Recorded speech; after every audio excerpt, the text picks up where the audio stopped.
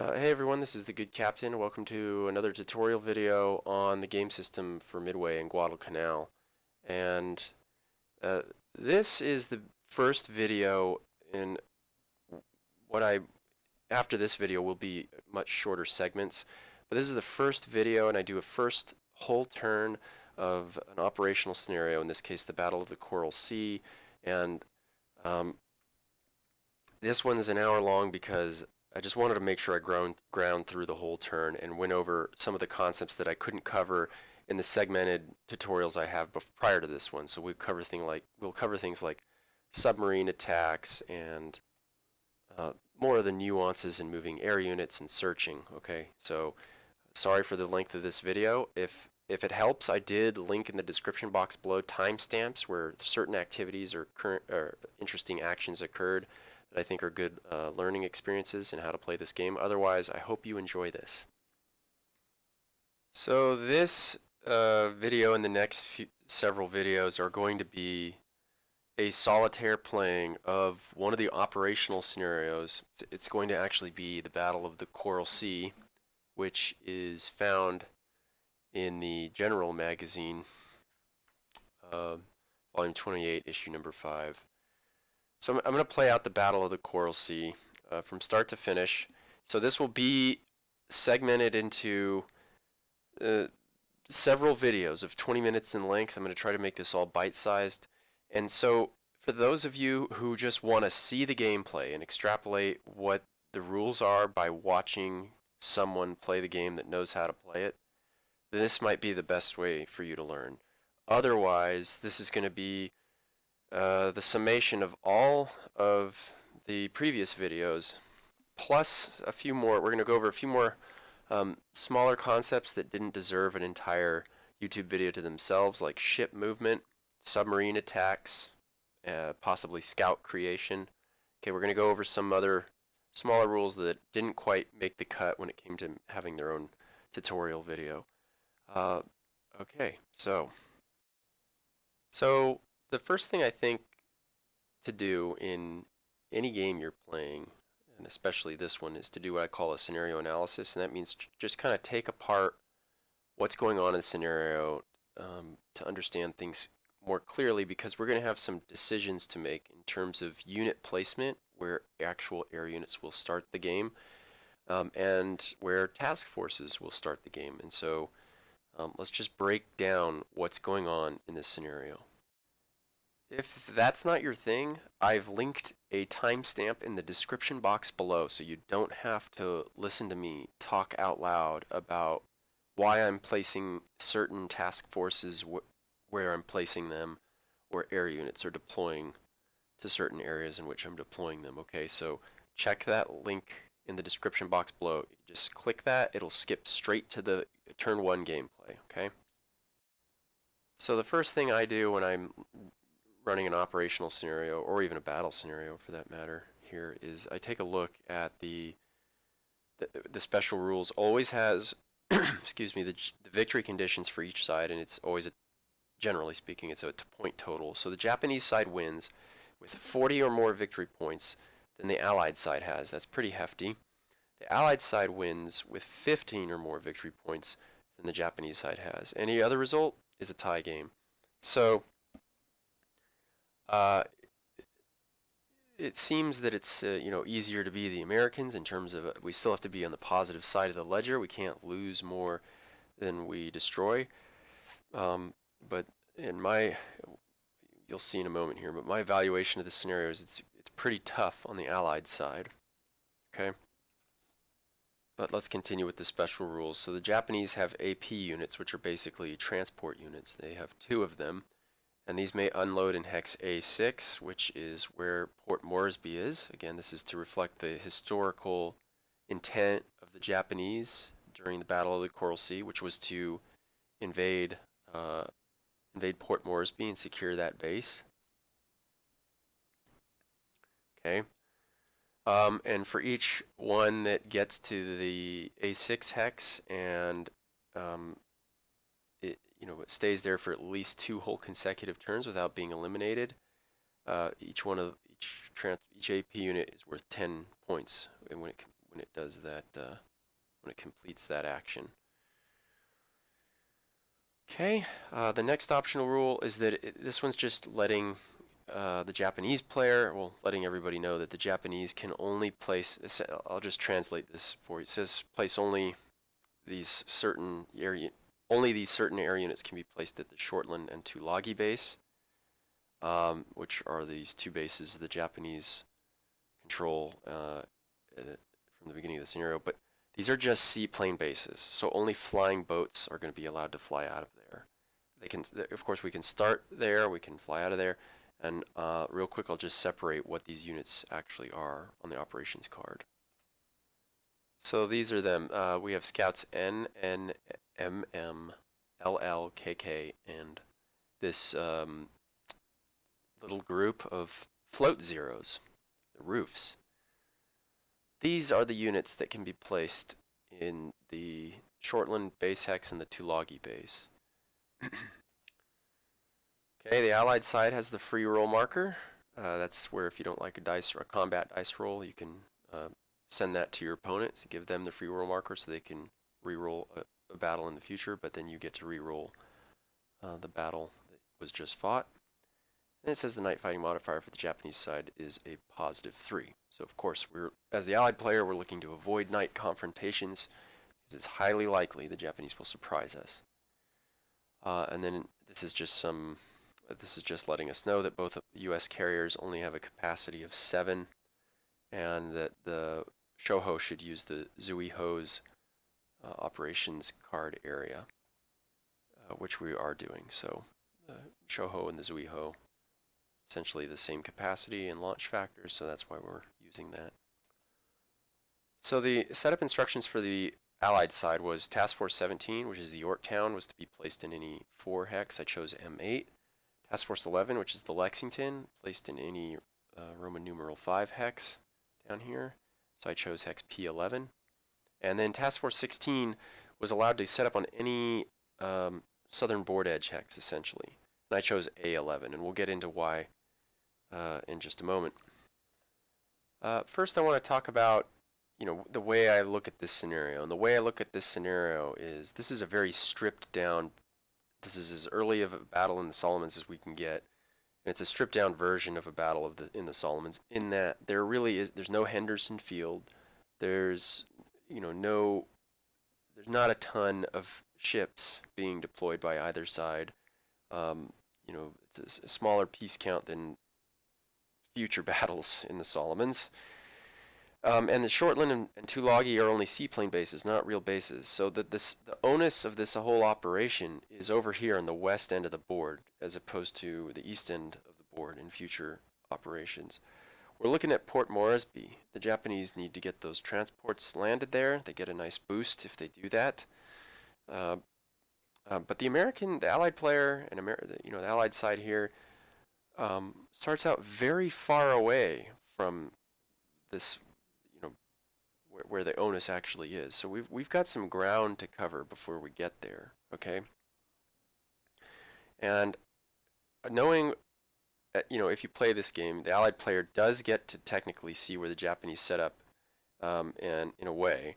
And so we'll just go over the Japanese setup very quickly. They have 4 fleets, a pair of destroyers in the Tulagi area, which is historically accurate. We have the Shoho, which can set up in H2, H3, H4, or I5. We have them in H2 at the moment. The Zuikaku and the Shokaku, which can set up in E1, G1, H1, or I1. And then, of course, the attack force, which is going to attack Port Moresby with its transports and escorting units stationed in Rabaul. Okay, let's go back to the Allied side. There's really nothing we can do to help Port Moresby in these first few turns, okay? And we need to start stacking victory points as quickly as possible. So to my mind, in terms of what to do with our aircraft carrier units, it was to launch the historical raid against Tulagi. So we will be throwing everything we have, almost everything we have at that base unit. We will send in our torpedo planes and our dive bombers, but no fighters. And we'll get to that once we start actually playing the game. There's a reason for that, to send them in unescorted. Task Force 11 will do the same thing with its dive bombers. And so the point total for Tulagi is 2 points when we destroy it. Not a whole lot. But the destroyers that are currently in the harbor, which is technically Destroyer Squadron 17 flipped to its backside, is worth 7 points. And I'm getting this out of the series manual, which is available for download. It's on the last few pages that I made here. So so the whole thing is worth 9 points. So that'd be a nice positive integer to have on our way to victory. In the face of this, well, you'll soon see, overwhelming Japanese attack. We're going to need every point we can get, so we're going to throw our units at that. We're also going to maintain our distance from Rabaul and just keep outside of the attack range of those aircraft there. And again, we know that the Japanese fleet carriers cannot interfere in this, so we're going to do this without having to worry about being found by and attacked by those units.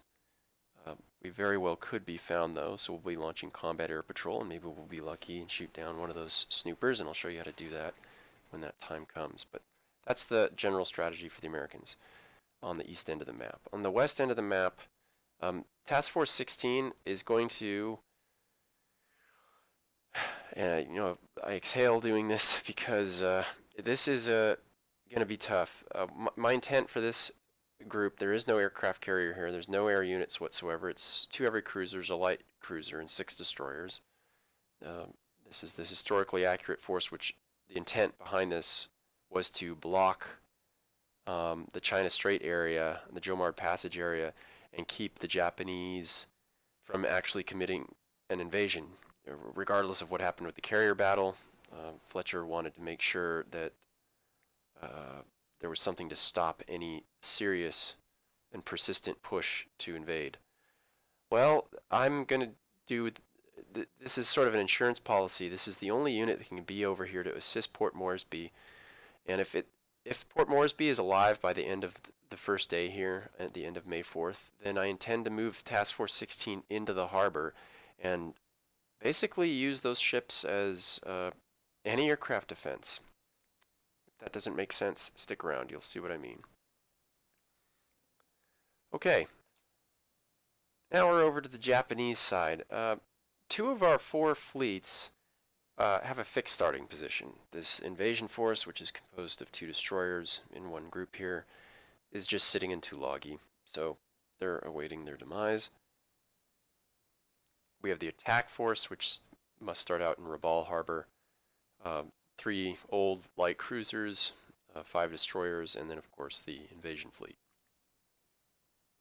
So those are where they are. They can't move, and we're not too worried about that.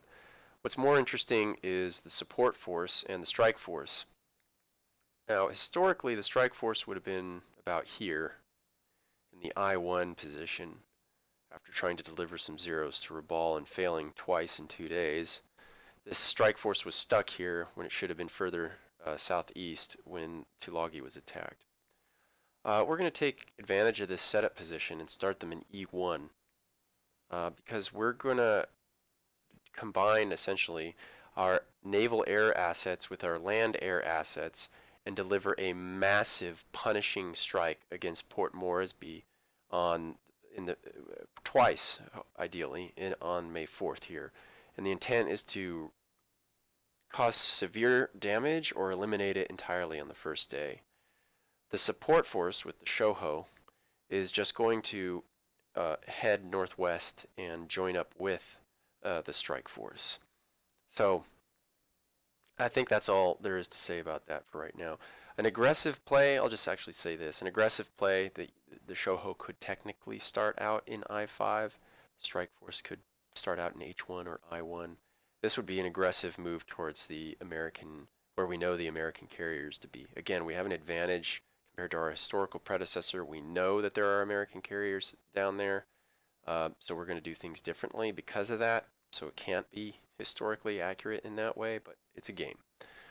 I don't want to do this though. I think we have a winning hand coming out of the gate as the Japanese. There's no need to have the gun go off half-cocked, and since the Shoho has such a minimal striking power, there's no need to expose these points to the Americans so early in the game. So we'll start close to Rabaul, Fortress Rabaul, and just swing a hammer at Port Moresby early in the game and try to knock it out. Okay. With that out of the way, we're set to run our first turn in the Battle of the Coral Sea. So we're just gonna, there's nothing rigged here. We're just gonna roll dice, do our best strategies for both sides, and see what happens. Okay, so the action phase is the first phase of the game here. So we're gonna use competitive dice rolls to determine who is side A and side B for the whole turn, and record it, and then move into the assembly step. Okay, so I don't know if you can see it, but I've punched in the thing up here, Allied side A, side B, and we're just going to roll 1d10. This is for the Allies, and now for the Japanese. Okay, so the Japanese are going to be side A. They rolled a 9 to the Allied 3. So down here, the Japanese are already registered as side A. We're just going to go over to the USN search board and flip this to side B. Okay. And so just a quick recap, what side A or side B means is that side A will perform a step or a phase first, and then side A does, or side B does so. So side A goes first with everything, and then immediately side B does the same thing. So this is going to have some dramatic impacts on decision making because of the way this game flows, and if that's vague to you, just stick around. It'll make a lot of sense very soon. So first step for the Japanese is the assembly step, and this is where we're going to move units to fly that are ready to take off. Okay, so the Japanese strategy in this case is going to be as follows. We're not going to launch that massive raid this turn. We could. It'd be kind of tricky, but we rolled side A. So this means the American player will be able to see everything we do on our operations card and then make decisions based on what he or she has seen. So again, the operations cards of both sides are visible in this game. The search boards here are not. This is important to understand.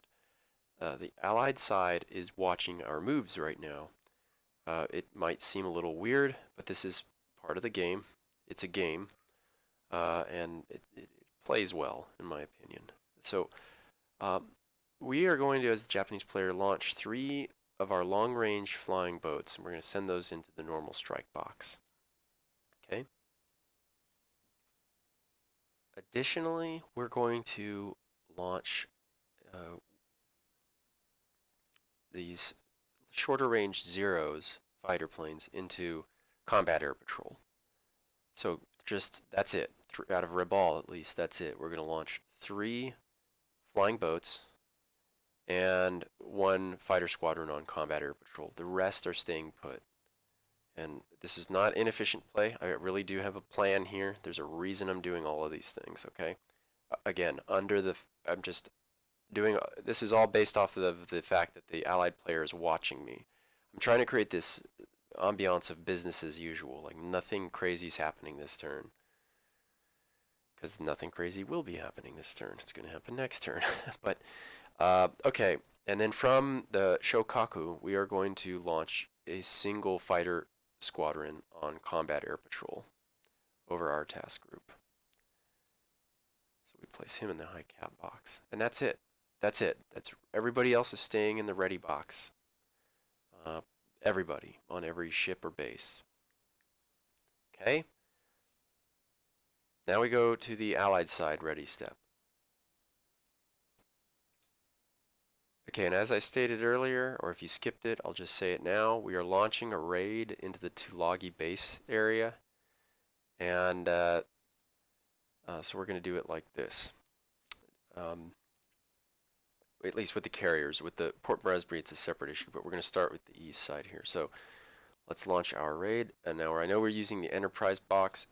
Enterprise is the Yorktown in this game. So we're going to send one fighter up on combat air patrol over the Yorktown.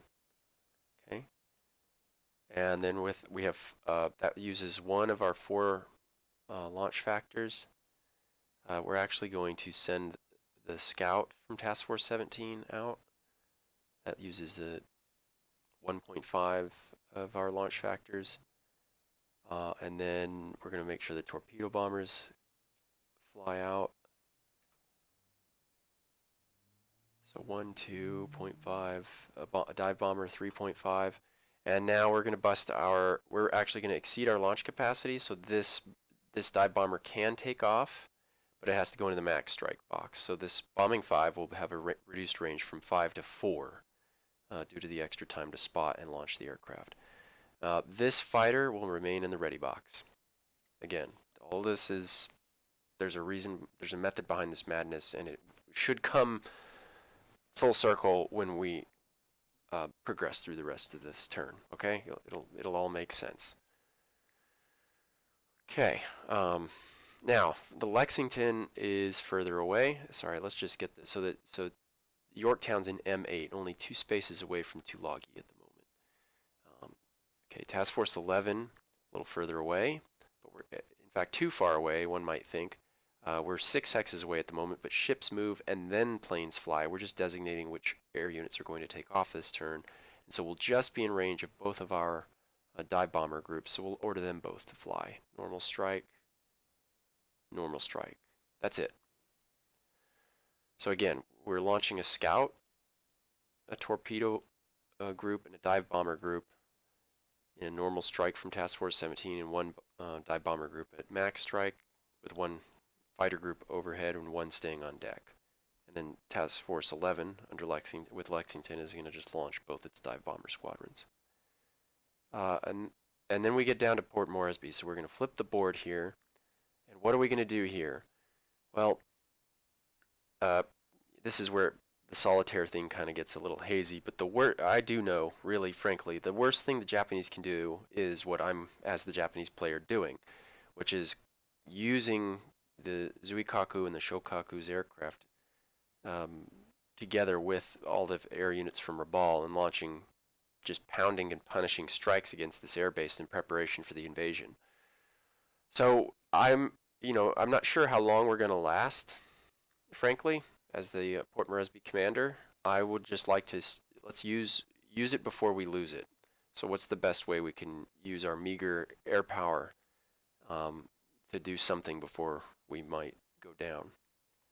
Well, the first thing to note is that the Japanese player is not launching that raid this turn. So I'm going to hold back my my full-strength fighter groups. They are not going to take off from the base, these 2.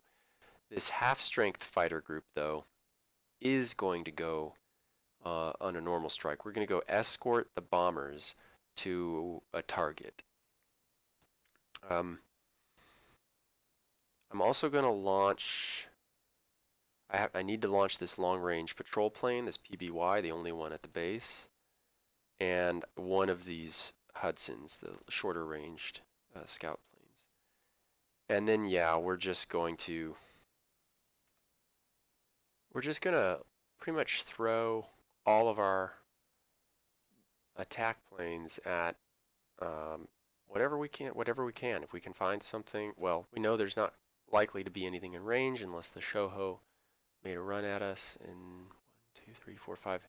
No, they would still be out of range. Yeah, so it's very likely this target's going to be Lei. Our scouts are very unlikely to find anything.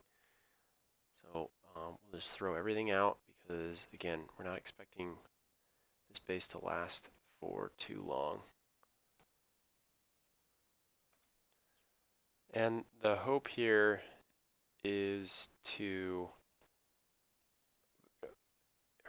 cause damage to or destroy the Lei in hex A4 here. Why would we do that? Why is that helpful or important? Well, Lei has a 6 capacity. It's a 6 air unit capacity base that can be used to extend the range of their aircraft by using unequal movement legs. In other words, units could fly out without enough fuel to return and instead stage and delay. So we would be helping out the future battle potentially by eliminating this base. It's the only base that's not Rabaul that can house land units. These other ones are just seaplane bases, Shortland and Tulagi. So to my mind, let's get out there and let's try to do some damage early as the allied player. We have a weak hand to begin with, in my opinion. This is, in my opinion, the best thing to do to try to get ahead, especially since the Japanese rolled side A, and we can see what they're planning before they push units out. Okay, so the assembly step for both sides is complete. We will now go to the ready step. This is where we shift units from the arming box to the ready box, or vice versa, and we perform staging, which we don't have to do any of that right now because we don't have any air units anywhere that aren't in arming or aren't in the ready box already. So we'll just go ahead to the Japanese sea movement step. Okay. Now this is done out of sight of the opponent. The Japanese will do it first for what it's worth. It really doesn't matter who does this first. And we're going to move our units. Now, I didn't talk about movement in any of the previous tutorials, but it's worth, we'll just mention it very quickly here. Essentially, every task force can move one space each turn. However, there are some turns where the certain task forces can move 2 spaces. Turn 3 of any given day, any task force with all ships having a speed of 2 or greater. So in the bottom right is the ship movement factor, right? So this is the Shokaku and the Zuikaku each have a 3. All the boats in this task force have a 3 in their bottom right-hand number. So since all their movements would be 3 on turn 3, they can move 2 spaces on the search board. They can also do this on turn 5. And if you're ever confused about this rule, these circle and triangle emblems are explained right here on the board. So, ships with 2 movement factors maybe move 2 hexes on the search board. Ship units with 3 movement factors maybe move 2 hexes on the search board. So it's all right there. Fairly self-explanatory, especially if you're an experienced gamer. Anyway, we don't have one of those emblems on this turn, so everybody will just move 1 space. So the strike force is going to move from E1 to D1.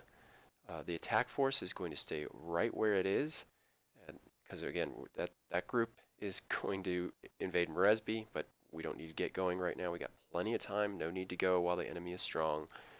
The support force with the Hosho is going to, or not the Hosho, the Shoho, is going to move to hex G2.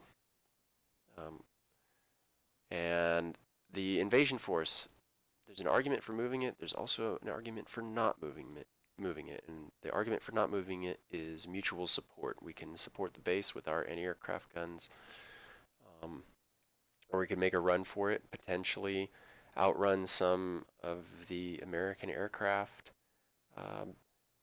Yeah, I think we might make a run for it. So we'll go to hex N5, see if we can survive them. That's 7 points. That's not nothing. So, okay. Now we go to the American search board. I'm sorry, the Allied search board, but anyway, it didn't really matter. Task Force 11 with Lexington will move to hex O11. Again, we want to move closer to Port Moresby. We also want to close the range on Tulagi to launch our raid. And then Task Force 17 with Yorktown will move from M8 to L8. Again, we're just skirting outside of the longest range attack aircraft out of Rabaul. And we're still in range to launch our attack on Tulagi, okay? We will not be moving Task Force 16 and A11 at this time.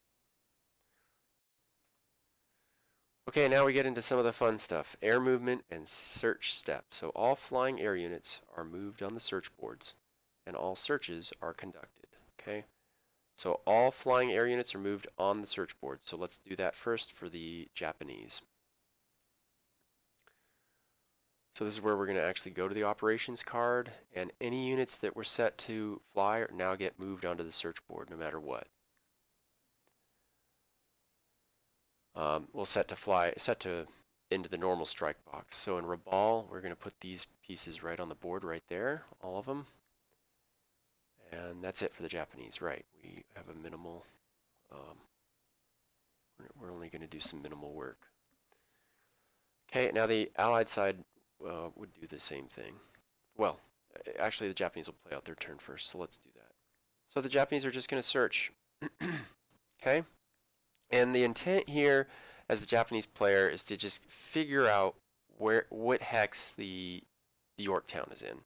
We already know, thanks to the setup, where they started, and they can only move one space. So we really want to sort of map our scouts onto this whole area here, right? They could be in O7. They can't be in P7 or N6 because you can't move through the water through land essentially.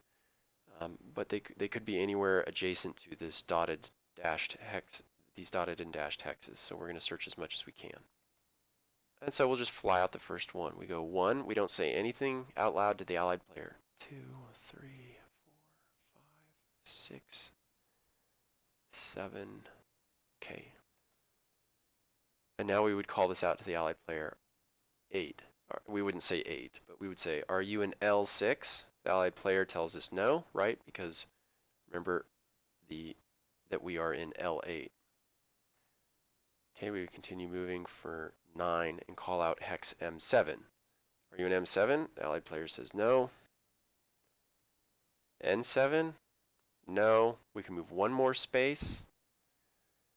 Let's go for O8. And on our 11th space, we call out O8, and the Allied player says no. Okay, we will pull out our next scout. He goes F2 for 1, 2, 3, 4, 5, 6, 7, 8.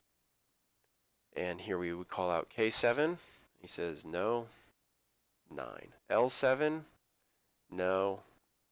M8, that's our 10th space, no. N8, no.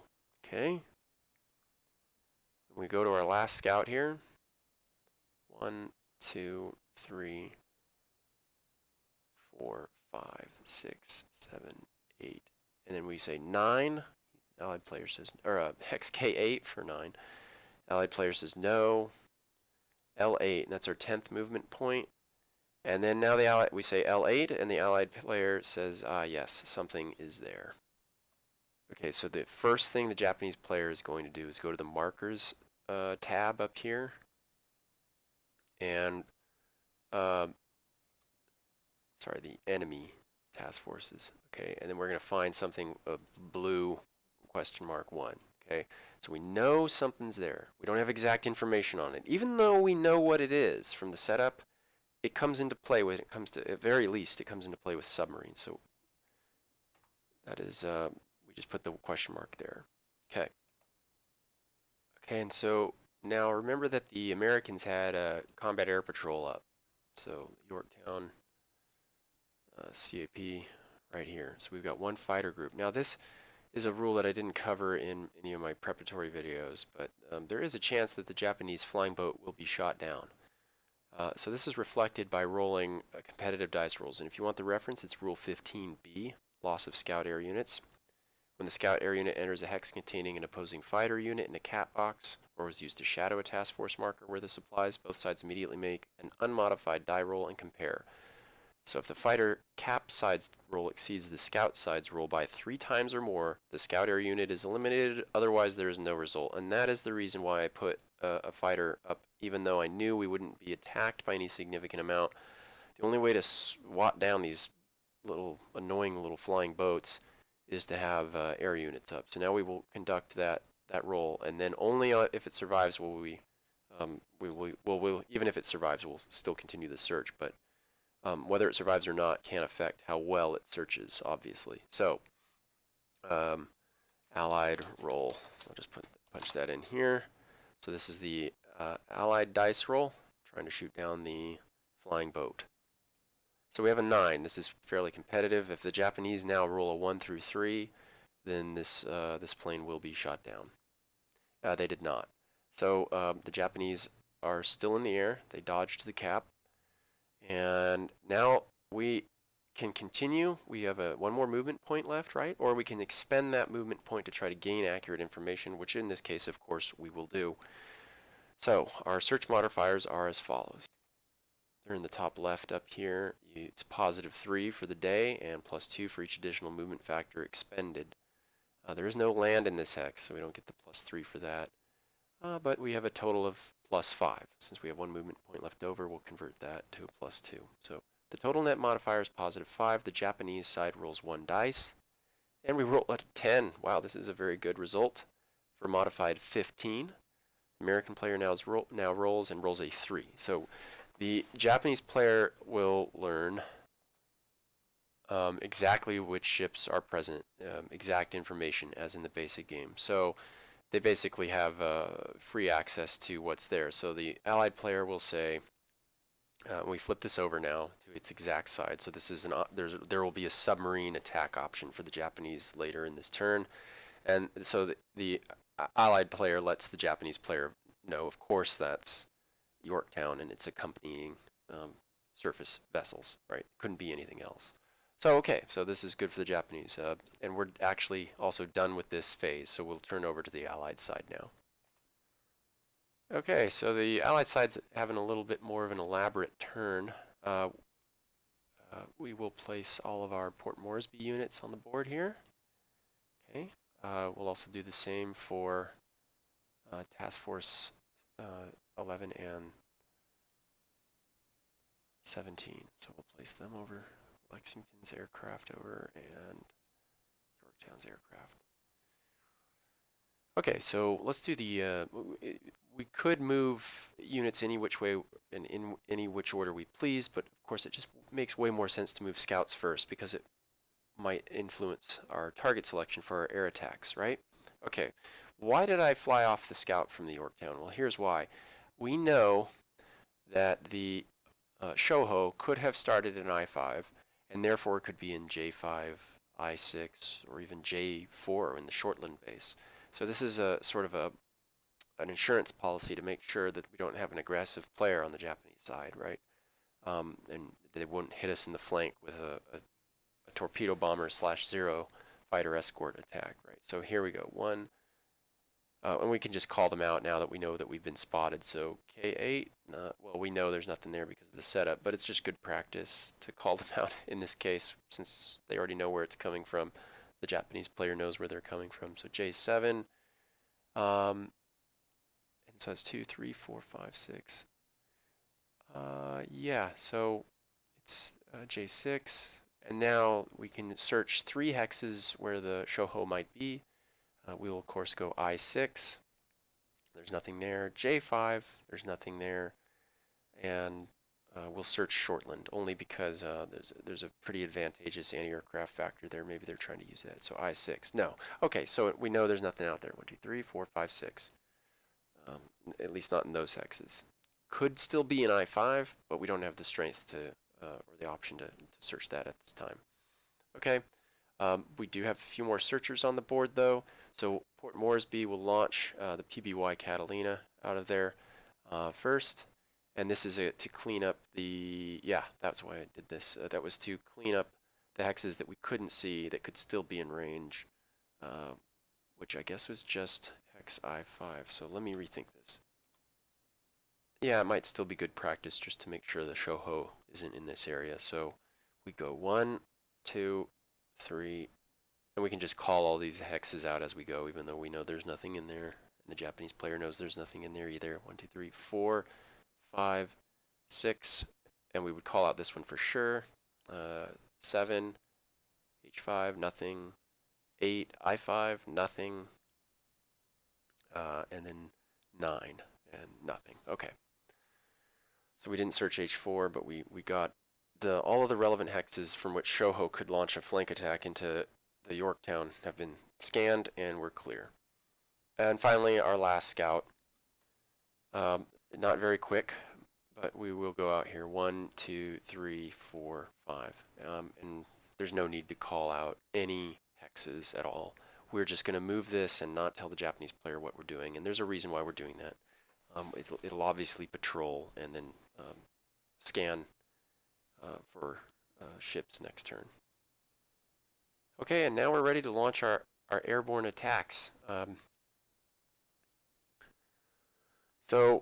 we're just going to go for Tulagi. Actually, sorry, this is not totally efficient. Let me tell you something else. You remember how the Japanese player moved their destroyers to hex N5? Well, you don't ever have to stop searching. Actually, let me hold my tongue on that. Okay, now I'm going to take a moment to review this rule because it's important to describe what's about to happen with the American air attacks against Tulagi. And that is this air movement restrictions rule, 3D2. Okay, flying scout air units may be moved individually as desired, and this is where it gets kind of gamey, but all flying combat air units originating from the same hex must be moved and kept together as far as their movement allows. You just drop off units with fewer movement factors as their last hex is entered if empty, and they cannot participate in a battle. Okay. Otherwise, we can. This is going to look a little weird what I'm about to do, but otherwise we can continue to search with our air attack units. Okay. There's nothing to say that we can't. And so it's very important to use Lexington's dive bombers first, since we know that those 2 destroyers are there. They could have only moved into 3 hexes. They could have moved to hex M6, N5, or 07. The other 3 hexes cannot be moved to because they can't move through land. So they could also still be in Tulagi. We're about to find out if they're in 07 or Tulagi. So watch this. We're going to, obeying the rules, we're going to move 1, 2, 3, and then when we get to this 4th hex, we're actually going to call out, are there any units in 07 to the Japanese player? The Japanese player responds negative. Are there any units in hex N6? And the Japanese player says negative. And okay, so the Lexington has moved its air units to Tulagi and will attack that base. But now we know that that task force has moved into either hex M7 or M6, excuse me, or hex N5. And so this is how we're going to do that. We really want those 7 points.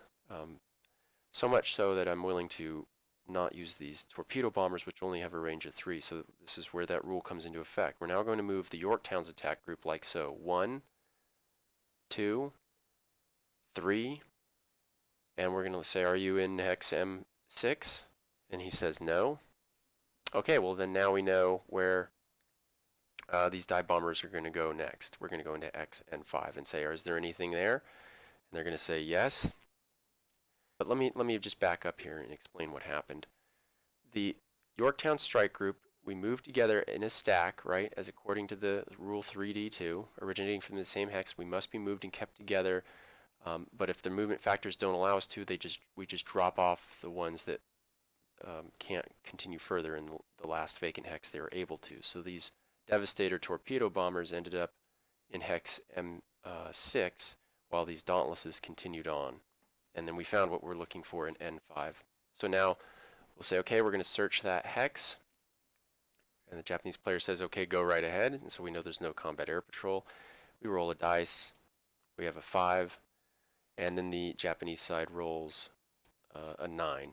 So our only modifier was daylight for the allied player, which gives us a positive 3. We're not going to spend any movement factors. Actually, we could. Yeah, we could spend 1 movement factor because we're going to be attacking this group. So our net modifier would have been a positive 5. So we exceeded but didn't gain twice or 3 times. So we get this. We get the Japanese player has to give us at least half the ships. It has to report at least the number of ships, half rounded up to double, and so the Japanese player in this case could say 1 to 4 ships, but we know what it is. The main takeaway here is that this question mark does not get to get. Oops, sorry, this is the wrong color. It should be IJN1. We are not eligible for submarine attack by not having exact information, okay?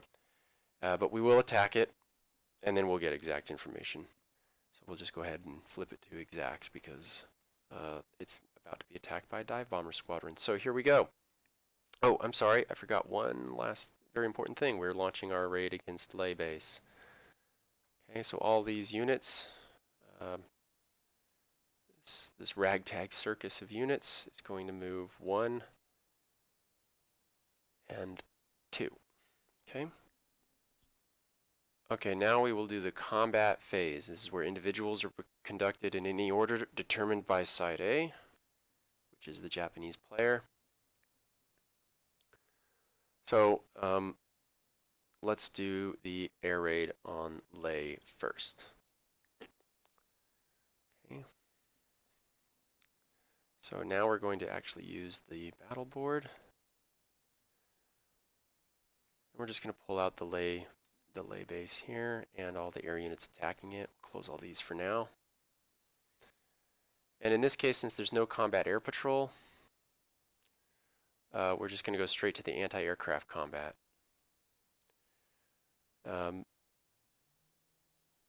We do have 1 escorting fighter, and since there's no combat air patrol, we'll send this fighter to strafe.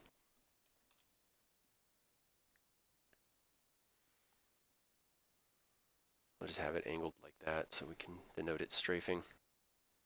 And then let's sort of pile these up in their attack groups. So torpedo bombers are referred as medium bombers when you're attacking a land base. So these 3 units are medium bomber, is the medium bomber group.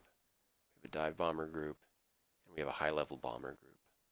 So now it's to the Japanese player. They can choose any one piece and fire this anti-aircraft factor of 5. Well, it's actually been reduced to a 4 because it's being strafed. But it can use that 4 against any air unit of its choice. However, if this anti-aircraft, if the Lei defender decides to shoot at a medium bomber, there's an additional -1. If it decides to shoot at a high-level bomber, is an additional -2 modifier. So the juiciest targets are both of these, the defense factors on the dive bombers are a 1, and the defense factor on the fighter is a 1. There's a pretty decent argument, I think, to go for the dive bomber. Yeah. Yeah, so we'll go for the dive bomber. Yep, so we will roll our modified 4, add in this D10. We rolled a 3, not great for the Japanese. So that's a total of 7. Now the Americans roll, and they roll a 4, and they add in their defense factor, which is this number in the top right, and that's a 1. So they have a modified 5 versus the Japanese modified 7. So this is a 1 hit. So we'll just place the hit on the plane like so. And now it's the turn of the allied player to execute the bombing run. We can do these in any order.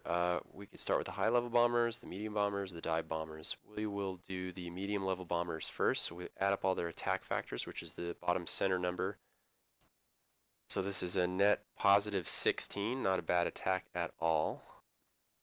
But according to rule 4D3.5, a -4 modifier applies for a medium-level bombing combat if the target unit is a base unit. So this will be a net positive 12. Still pretty good. So let's see how we roll. Americans roll a 5, so we bump it up to 17, and the Japanese roll a 6, which bumps up to 11. So this actually only netted 1 hit. Not great so far. So we'll pull the medium bombers out. And let's roll our next strongest attack, which is the high-level bombers. Their bombing combat number is a 6.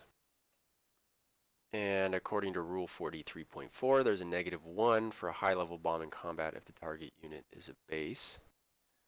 So that 6 becomes a 5. We roll a dice. We roll oh, that's pretty good, a 9, which modifies to a 14.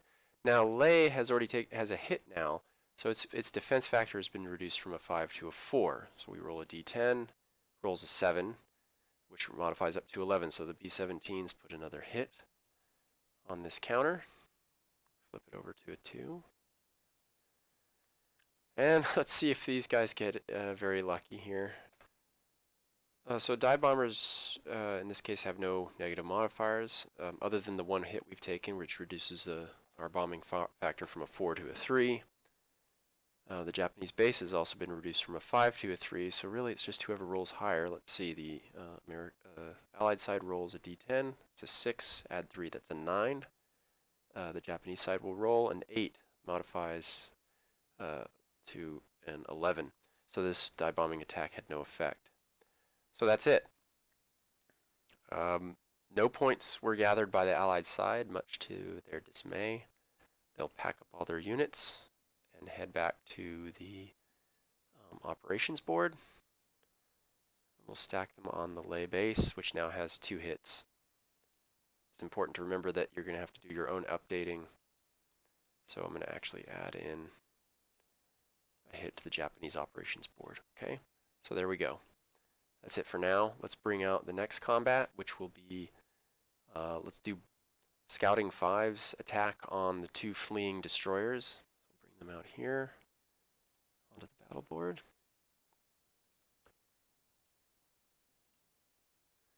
Okay, there we are. Ooh, real quick, I almost forgot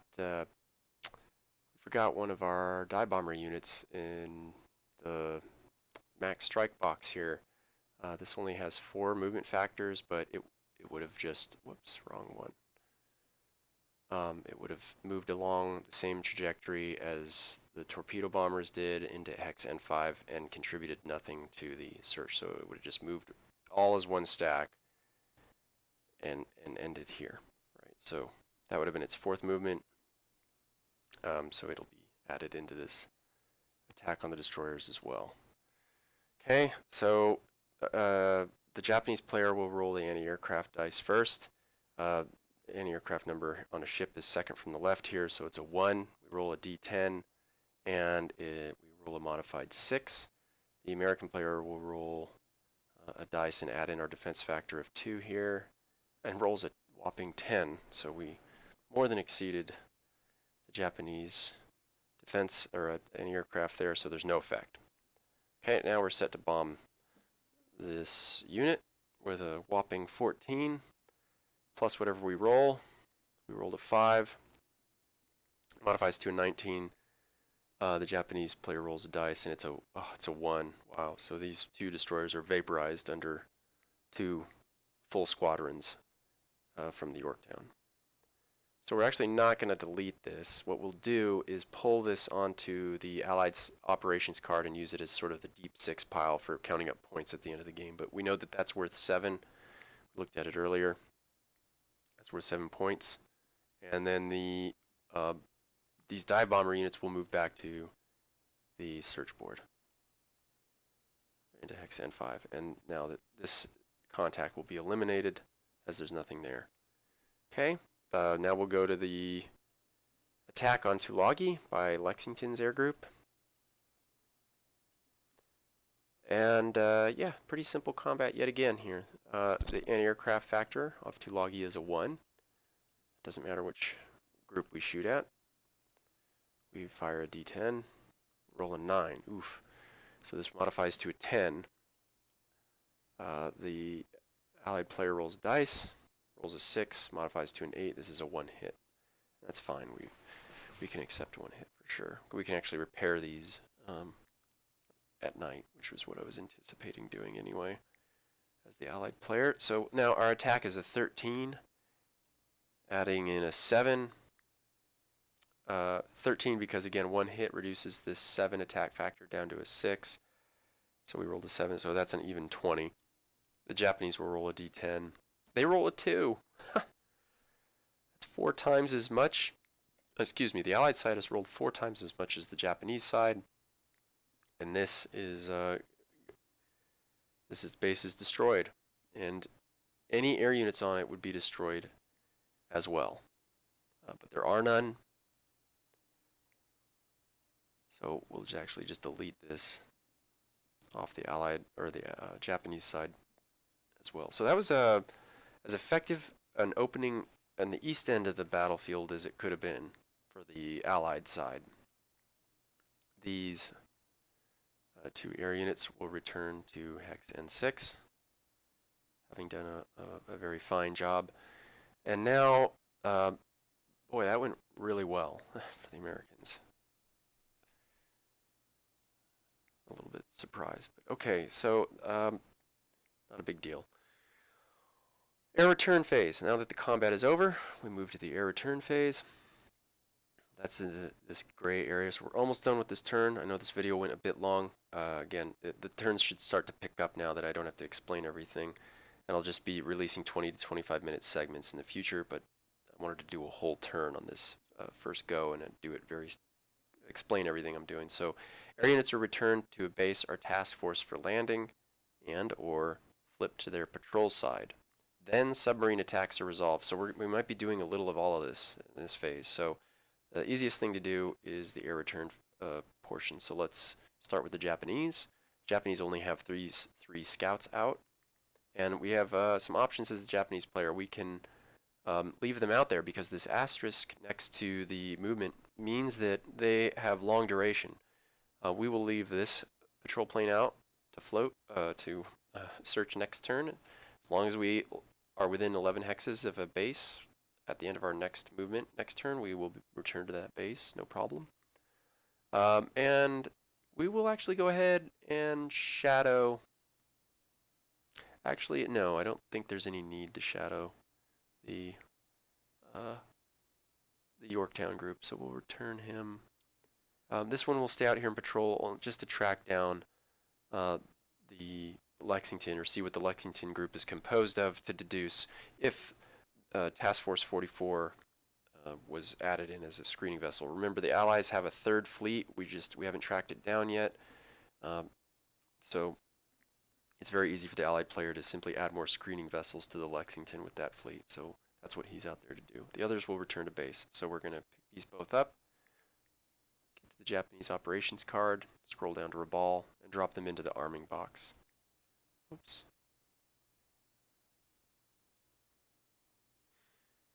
Let's get them on there. There we go. Okay. So the air return phase for the Japanese is done, and now we do the same thing for the Allied side. And we just simply move them back. So one of these units only had 4 movement. 1, 2, 3, 4. Technically, we move them as a stack. And then this one would go 1, 2, 3. He got left behind. And then both these units would return to the Lexington. 1, 2, 3, 4, 5. Okay, and this group we already returned to. Did some of this off screen. We already returned them to Port Moresby. I'll just put these. Oh, and this. Oh no, we're not quite done yet. The scout over Shortland returns. 1, 2, 3, 4, 5. And both of these scouts will patrol for the Allied side. They're going to stay out, use their durability. Extra large gas tanks there, and try to find some Japanese next turn. Okay, let me clean this up and we'll get right back. Okay, so here we are, just to show you what I did here. I moved the Lexington bombing groups back onto the Lexington, and the Yorktown's scouting, torpedo, and bombing groups back onto the Yorktown. Okay. Okay, and now we're going to go ahead and roll for potential submarine attack. This is done every turn in which one side or another has exact information on an enemy task force. In this case, the Japanese have exact information on the Yorktown task group in L8. So there is a potential, albeit a small potential, for a submarine attack, even if it's not successful. So the way to do this is to simply roll, the Japanese roll 1 die, an 8, and the Allied side rolls 1 die, a 7, and in this case, if one side was, or in this case, the Japanese side was 3 times as much as the Allied side, then they would get a submarine attack. And it didn't happen this turn. I'm not going to go into the details of a sub attack right now. This video is becoming really long, but we'll get into that when it's relevant. Just suffice to say, one was checked for and it didn't happen. So we now go to the very last phase, the turn record phase. This is really easy. You just advance the turn markers, make repairs, but we only do that at night. We're not worried about that, and it's not the end of the game, so we really are just advancing the turn markers. We move to turn 3 on both search boards. And we'll go ahead, even though this will be the close of this video, and from here on out I'll do 20 to 25 minute segments no matter what.